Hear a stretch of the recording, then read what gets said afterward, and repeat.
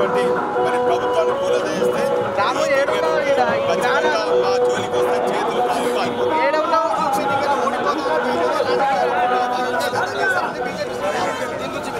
మునుగోడులో బీజేపీ అభ్యర్థికి డిపాజిట్ వచ్చే పరిస్థితి లేదు.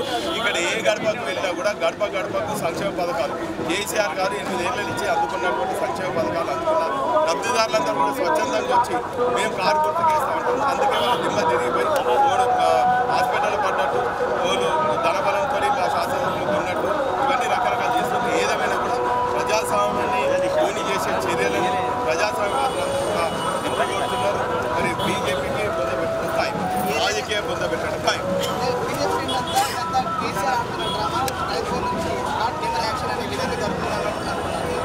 దొంగే దొంగ అన్నట్టు ఈరోజు వచ్చినటువంటి స్వాములు ఢిల్లీ నుంచి వచ్చారు.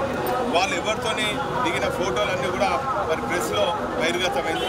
ఇంకా మరి అబద్ధాన్ని తప్పు మరి ఒప్పుకొని చెంపలేసుకొని ఇక ఇటువంటి అప్రజాస్వామిక చర్యలు చేపట్టాం.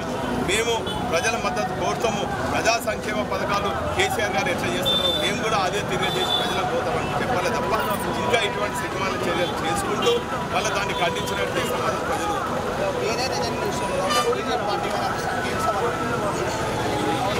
ఈరోజు ప్రజలన్నీ కూడా గమనిస్తున్నారు.